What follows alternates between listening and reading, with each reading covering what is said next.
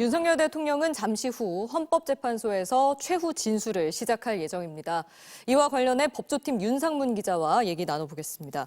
윤 기자, 대국민 사과나 국민 통합을 위한 메시지가 나올지 이 부분이 주목이 되는데 어떨까요? 네, 말씀하신 것처럼 가장 큰 관심은 사과와 통합이 언급될 것이냐는 점입니다. 윤 대통령은 지금까지 계엄에 대해 제대로 사과한 적이 없습니다. 지난해 12월 대국민 담화에서 많이 놀라셨을 국민 여러분께 진심으로 사과드린다. 짧은 시간이지만 이번 계엄으로 놀라고 불안했을 국민 여러분께 다시 한번 사과한다고 밝혔는데요. 두 차례 사과라는 단어를 쓰긴 했지만 계엄 선포 자체에 대한 사과가 아니라 불안과 놀라움을 준 데 대한 사과였을 뿐입니다. 윤석열 대통령의 최후 진술은 아직까지 시작되지 않고 있습니다. 네. 탄핵 소추단장인 정청래 의원의 최후 진술이 지금 진행이 되고 있는데요. 정 의원은 대한민국 국민 누구도 헌법 위에 군림할 수 없다며 30분 넘게 발언을 이어가고 있습니다. 윤 대통령이 최후 진술은 모두 40분가량 발언할 것으로 알려지고 있는데요. 윤 대통령은 평소와 다르게 오늘은 재판 시작할 때까지도 헌재에 출석하지 않았습니다. 재판 시작 2시간 40분 만인 오후 4시 40분쯤 헌재에 도착했고요. 아직까지도 법정에 모습을 드러내지 않고 있습니다. 최후 진술을 하더라도 국회 측 발언은 듣지 않고 자기 할 말만 하고 갈 것으로 보입니다.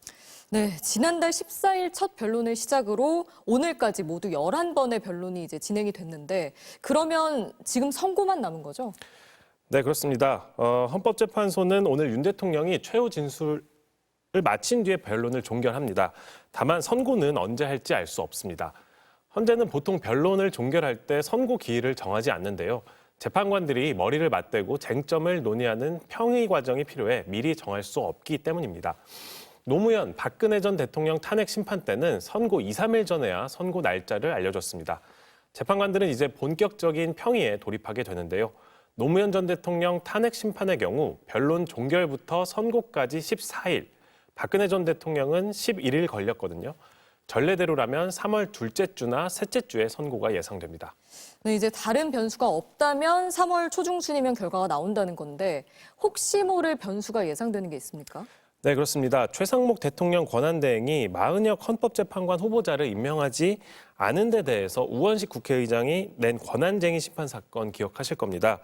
헌재가 결론을 모레 27일 오전 10시에 내겠다고 했거든요. 이게 하나의 변수가 될 수 있습니다.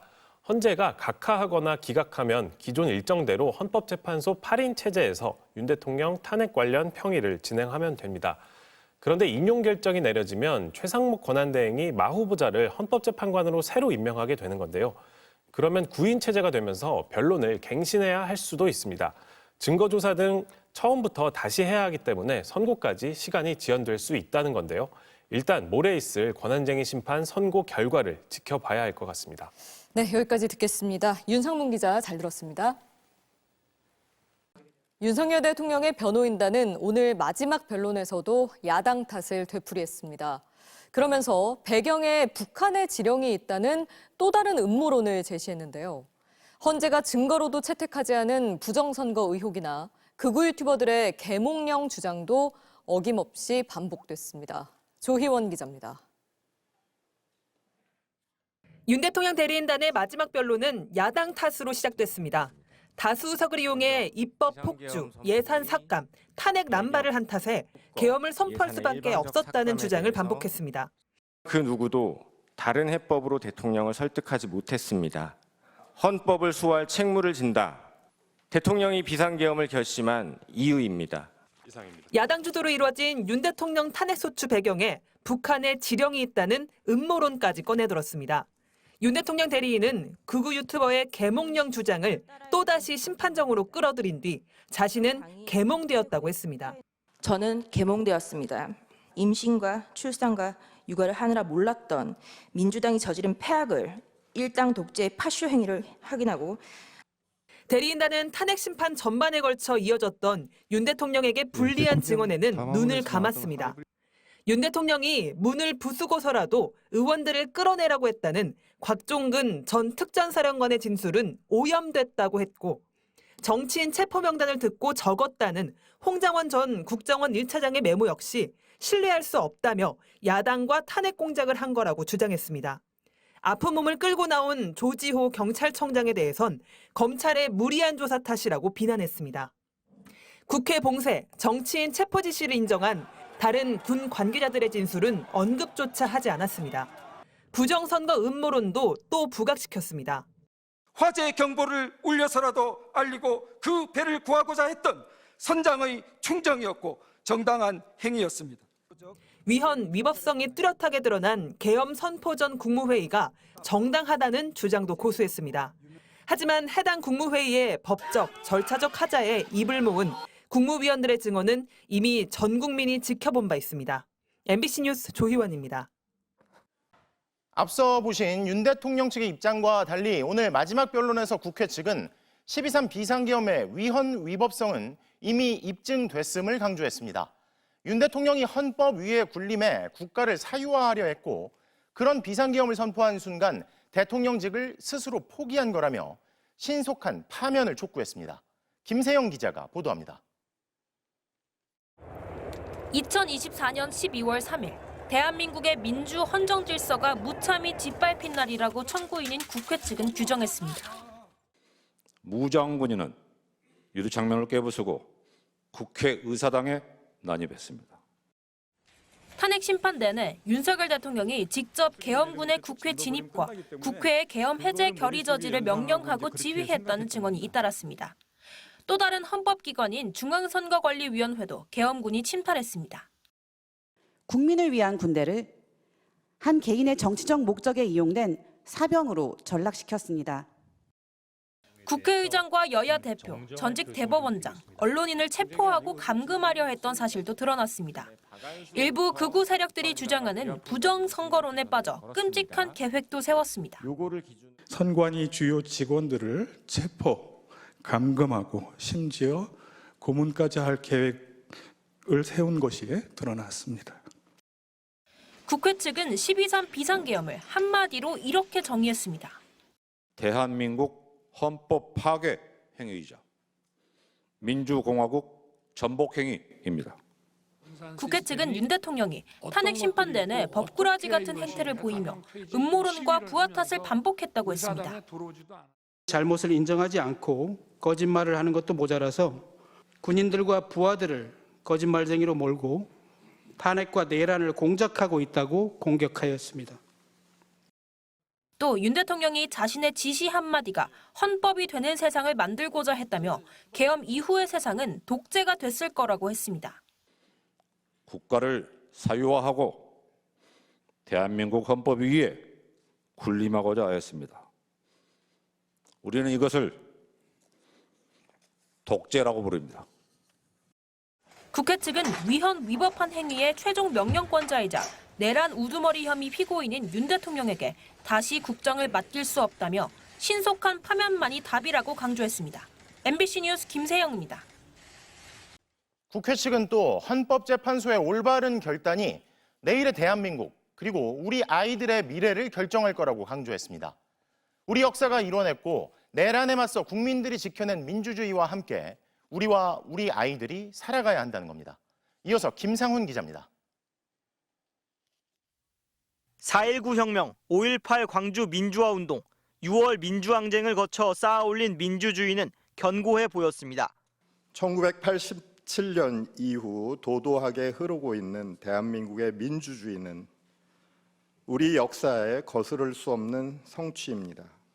하지만 12.3 비상계엄으로 민주주의는 하루아침에 무너질 뻔했습니다. 그를 막지 못했다면 우리 아이는 지금쯤 계엄군이 되어 있을지도 모르고 포고령이 무서워서 처단받을까 봐 무서워서 친구들과 카톡도 마음대로 하지 못하고 있을지도 모릅니다. 윤석열 대통령은 평화적 계엄이었다며 오히려 계엄군이 시민들에게 폭행을 당했다고 주장하고 있습니다. 민주주의를 파괴하려 해놓고 민주주의를 지키겠다고 하는 모순적 상황도 반복되고 있습니다. 자유민주주의를 무너뜨리는 언동을 하면서 자유민주주의의 수호를 말했습니다. 헌법을 파괴하는 순간에도 헌법 수호를 말했습니다.